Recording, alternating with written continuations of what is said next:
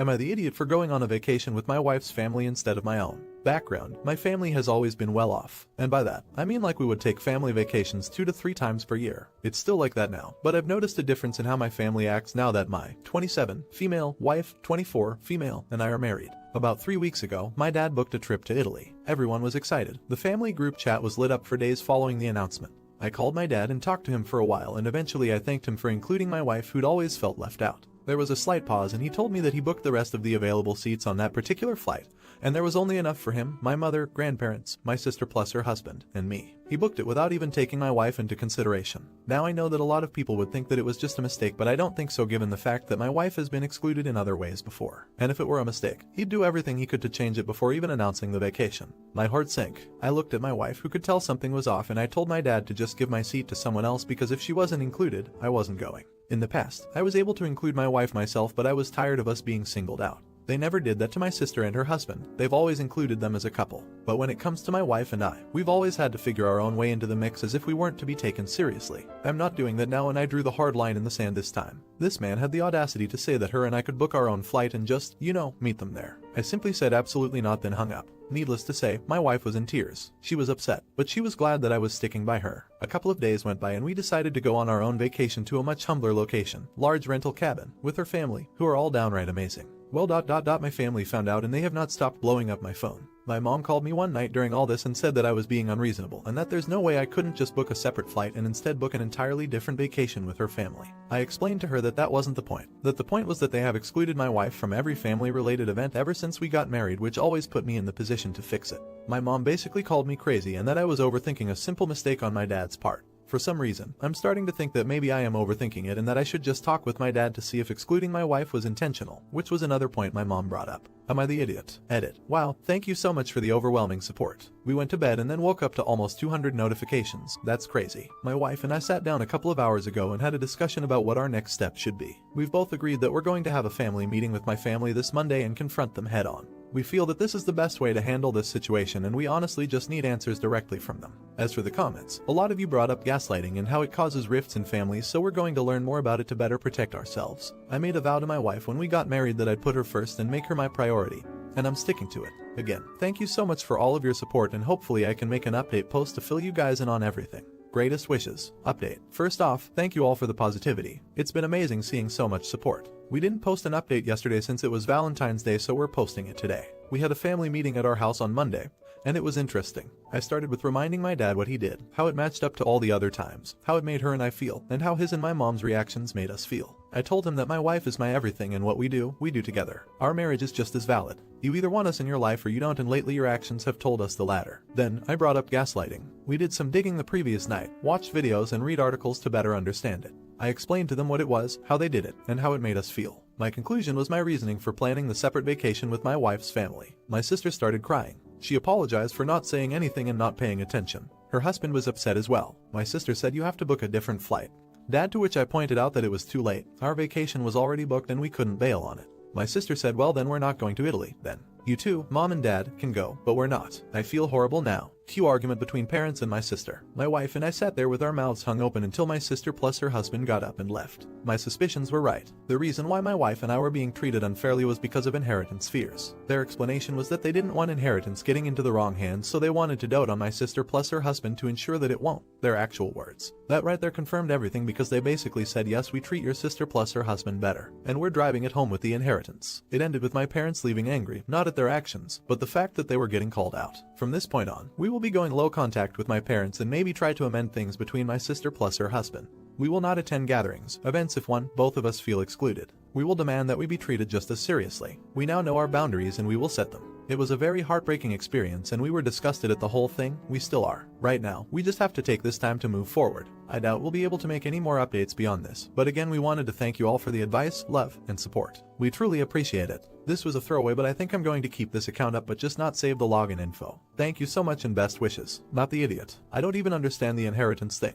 Where are they worried it will go? Whose hands are they defining as the wrong hands? And do they not understand that they can arrange their wills as they like? And that has nothing to do with how they book vacations while they are alive. Even if there are elements of the estate they cannot fully control, they won't be able to change those by refusing to book your wife a flight to join you all on vacation. Not the idiot. I'm sorry your parents are so terrible. It's always so sad when parents consider things like inheritance or the family name to be more important than their children. But I'm glad to hear that you still have a friend in your sister and her husband. Best of luck with everything in the future. Are the parents playing mind games? Let me know in the comments. Now, am I the idiot for forcing my stepson to respect me? I, male 47, have a stepson, male 16, who for the purposes of this post, will call T. I've been married to my wife, female 48, for 2 years. We have 2 daughters, female 7 and female 9, with my ex. Since the day T moved into my house he has been nothing but disrespectful. I understand that change, especially change this drastic, moving, getting new siblings, a new parent, is hard for a kid, but some of the stuff he does just crosses a line. For example, I transferred him to a really great private high school when he moved in because I wanted him to have the best opportunities. He always complains that he doesn't like his new classmates, that the school is too far away, it's 15 minutes further than his old school, which is practically nothing, and that he doesn't like the environment. He doesn't understand that later he will thank me for this. I would have killed for an opportunity like this at his age. Additionally, he always breaks rules we have set in place. I have asked him to surrender his phone to the living room at 9 p.m. to have some family time, but he says he wants to talk to his old friends. He constantly claims not to like the food his mother or I make even when he hasn't tried it. His mother and I try to have a date night once or twice a week and he always claims he is too busy to watch his stepsisters. We have asked him repeatedly for the passwords to his social media accounts and he refuses to hand them over, etc. I'm sick of the disrespect in my own house, so I set some boundaries. Either he starts treating me with respect and listening to me, or he can find somewhere else to live. Obviously I wouldn't really kick him out, but I'm hoping this scares some sense into him. My wife, however, said I took it too far and needed to apologize and tell him I wasn't serious. I feel like this will undermine my authority though. Am I the idiot? Edit. I just want to clarify a few things because they seem to be causing confusion in the comments. He did not change schools when he was 16. We had him change when he was 14, when he moved into my house, about halfway through his first year of high school. Also, he did know about the change, we talked to him about it beforehand. He wasn't excited, but he did know that he would be changing schools. Update 1. Thank you to everyone who has taken the time to comment. And thank you further to the people who have offered helpful advice. I didn't come here to be vindicated. I came to find out if I was doing everything I could for my stepson, and clearly I am not. I am going to try to fix what I have done wrong. I'll offer him the option to switch back schools, although I understand that it might be too late, and I will drastically ease up on the restrictions that we have been set in place. Furthermore, I am going to sit down and apologize. I want him to know he is cared for and that I was wrong. Forgive me for any mistakes. I'm a long-time lurker who made an account specifically to ask about this issue. Update 2. I've had a few people ask for an update.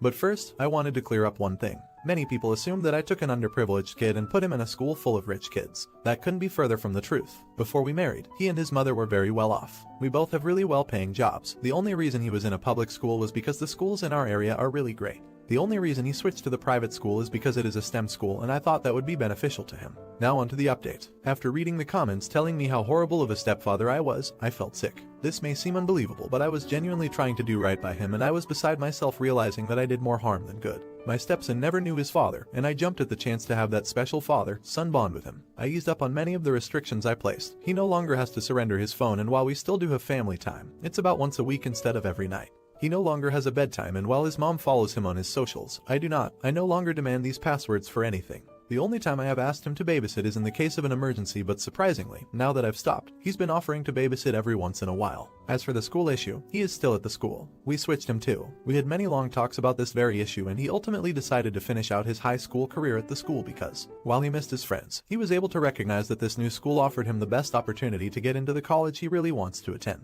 Since all of this, the relationship between my stepson and myself has drastically improved. For his 17th birthday we offered to get him a car and he and I had a really nice time picking out the right one. I've taken him to a few basketball games which he loves, and I've enjoyed learning about the sport from him. He actually got a girlfriend and came to me for advice about dating, which is not something that would have happened before. I will say this, I am blessed with an incredibly smart, kind and compassionate stepson. Other kids may not have been so forgiving, and rightfully so. I urge other stepparents out there to really listen to their stepchildren instead of automatically trying to take over. You may not be as lucky as I was. Not the idiot. Growth. Learning from your mistakes. Am I really on? Am I the idiot? That is an amazing update. I think you two are going to have a great father-son relationship. That is awesome. Good for you for realizing before it was too late that things needed to change and compromises had to happen. Did this father handle things well? Let me know in the comments. Now, am I the idiot for not changing our wedding for my future sister-in-law? My fiance, male 36, and I, female 34, are getting married in 3 weeks and for the most part, planning has been simple and easy. We're having a smallish wedding in a local hotel with 50 guests. Everything is being held on site. The ceremony, the dinner and the reception are all taking place in the one hotel.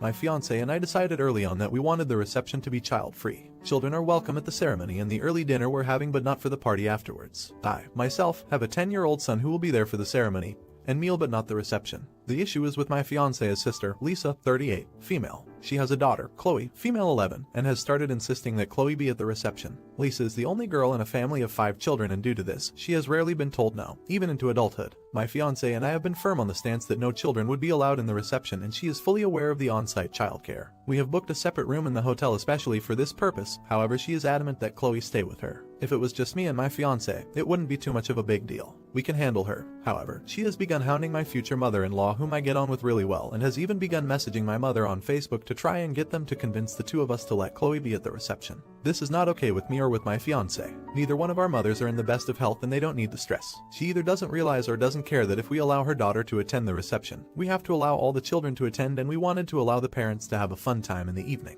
Even my son isn't going to be at the reception. We don't see them often. However, last Sunday, we were all at my future in-laws for lunch, and so the kids could see each other, and she decided to bring it up. She decided it would be a good idea to try and corner me in the kitchen, to try and change my mind. Once again, I reiterated that there would be no children at the reception, and well, this didn't go down well. I swear, she was close to throwing a grown-up tantrum. I've never seen anything like it before. I just told her that the little ones in the other room were better behaved than she was, and to grow the hell up, and walked around her back to the others. Her tantrum didn't stop. After this scene, my future mother-in-law asked if we would be willing to bend the rules we have for the reception for Lisa, but the two of us were still firm on the no. Usually, I would just stick it out and not care, and if she hadn't started getting other family members involved, but now that she has, it's beginning to stress me out. I don't think that we're being unreasonable with our request for no children at the reception, but I don't know if I can handle this for another 3 weeks. Am I the idiot for sticking to our child-free reception rule? Update. We got married last Saturday and everything went perfectly. Everyone and everything was where it was supposed to be, when it was supposed to be, and if there were any issues, I didn't hear about it. My older sister arrived a week and a half before the wedding, and she's like a miniature tornado when she gets going.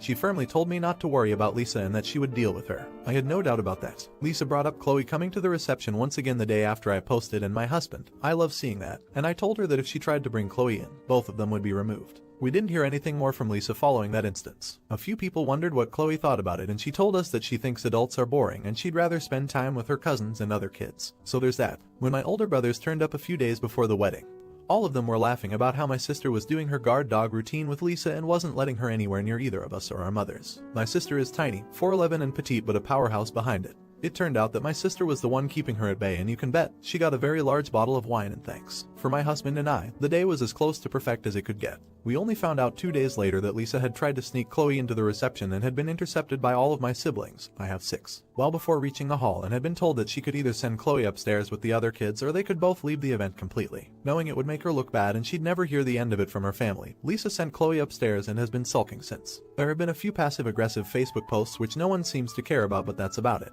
So, no epic temper tantrum, no forceful removals of irate sisters, just some words from my terrifying sister, and that was that. Everyone had a good time, and when we went to check on them later, all the kids were passed out in positions that gave me aches and pains just from looking at them, so we know they had fun. I want to thank everyone again for their insight. It was very helpful and set me at ease that we weren't in the wrong for sticking with our rule. Not the idiot. I'm thinking your sister has a very profitable opportunity right in front of her. I know there are people who would love to outsource the entitled relative wrangling to someone, at least based on the number of times it comes up in this sub. Congrats on your wedding.